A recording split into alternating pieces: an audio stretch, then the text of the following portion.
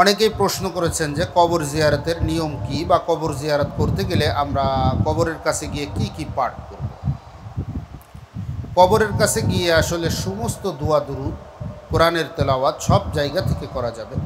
তবে হাদিসের ভিতরে কিছু কিছু সূরা কিরাত বা কিছু কিছু সূরা কিরাতের অংশ, দরুদ শরীফের গুরুত্ব, ফজিলত এ সমস্ত বিশেষভাবে বর্ণিত হওয়ার কারণে কবরের কাছে গিয়ে এই সমস্ত দোয়া দুরুদগুলো বিশেষভাবে পড়লে আল্লাহ তাআলা বিশেষ সওয়াব দান করেন এবং ওই মাইয়েতের কবর আযাবকে লাঘব করেন যদি কবর আযাব হয়।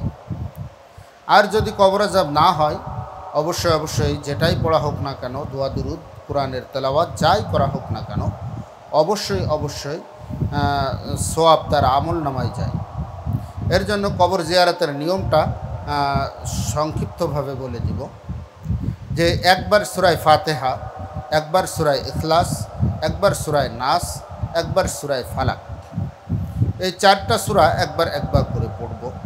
ইস্তেগফার এটা 11 বার পড়ব এবং 11 বার দরুদ শরীফ পড়ব এবং একবার আয়াতুল কুরসি পড়ব।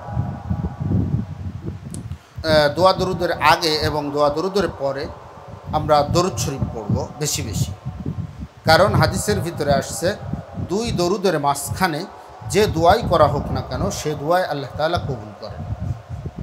যেমন আমরা মুনাজাত করার সময়ও দরুদ দিয়েই শুরু করি এবং দরুদ দিয়েই আমরা শেষ করি, অর্থাৎ মাঝখানে যা আমরা মুনাজাত করলাম এটা আল্লাহ তাআলা অবশ্যই অবশ্যই কবুল করবেন। এরকমভাবে কবর জিয়ারতের সময় আরও যারা পারি আমরা সূরা ইয়াসিন তেলাওয়াত করতে পারি। সূরা ইয়াসিনেরও অনেক ফজিলাত রয়েছে। সূরা তাকাসুর পড়তে পারি, সূরা তাকাসুরেরও অনেক ফজিলাত রয়েছে কবর জিয়ারতের কাছে। কিন্তু কবর জিয়ারতের এরকম কোনো নির্ধারিত কোনো জিনিস নাই যে এই দিয়েই কবর জিয়ারত করতে হবে, এটা না হলে কবর জিয়ারত হবে না। কবর জিয়ারত করার জন্য আমি যে কোনো দোয়া দুরুদ পড়তে পারি, সংক্ষিপ্ত আকারে বলি যে কোনো দোয়া দুরুদ পড়তে পারি।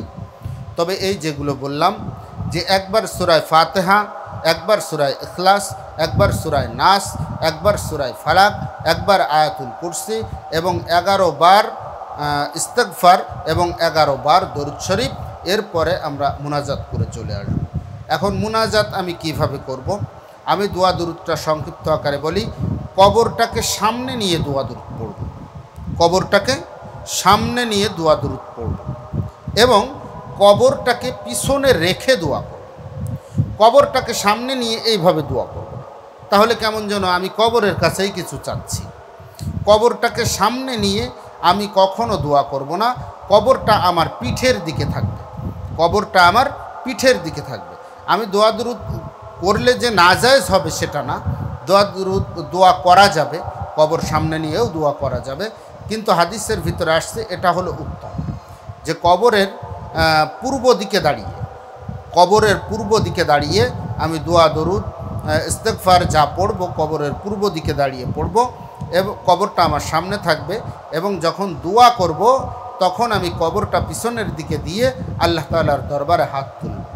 এখানে হাত তোলাটাও শর্ত না, আমি হাত তুলতেও পারি, নাও তুলতে পারি, বা কবর জিয়ারত করার সময় আমার হাত না তুললেও কোনো যায় আসে না, হাত তুললেও কিছু যায় আসে না। এখানে তোলা না তোলার ক্ষেত্রে কোনো বাধ্যবাধকতা নেই।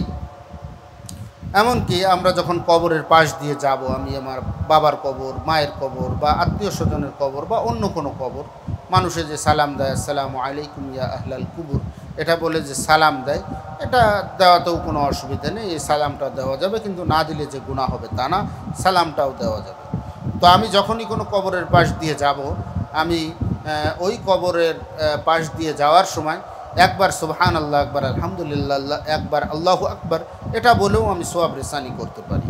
আমাদের অনেকেই আছে সোয়াব রেসানি করার জন্য বড় বড় হুজুরের কাছে দৌড়ায়, যে আমি বড় হুজুরের কাছে যাই, যে আমি আমার পিতার জন্য 1 খতম কোরআন শরীফ পড়ছি, বা মাতার জন্য আমি 1 খতম কোরআন শরীফ পড়ছি, বা 1000 বার দরুদ শরীফ পড়ছি, বা 1000 বার কালিমা পড়ছি, আমি এখন হুজুরের কাছে গিয়ে এটা একটু ফ্লাক্সিলোড দিয়ে আসবো, বা এই দোয়া দুরুদগুলোর সওয়াবগুলো আমার পিতামাতার আমল নামায় একটু হুজুরকে দিয়ে পৌঁছাই দিব, এটা না।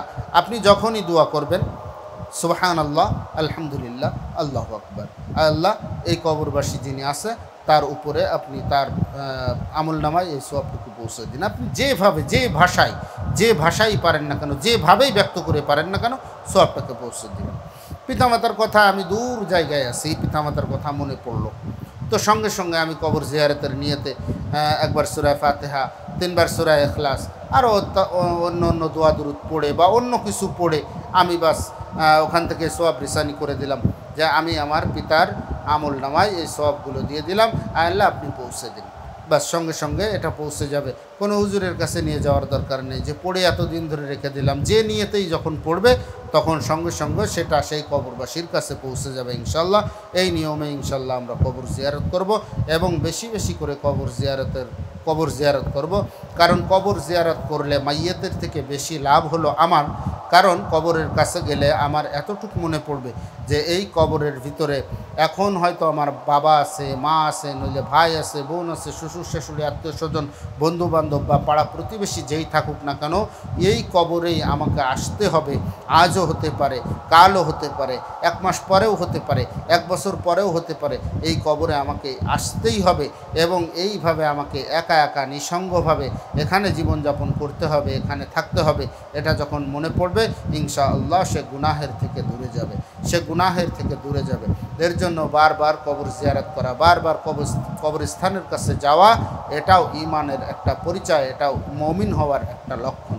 আল্লাহ তাআলা আমাদেরকে বেশি বেশি কবর জিয়ারত করার তৌফিক দান করেন।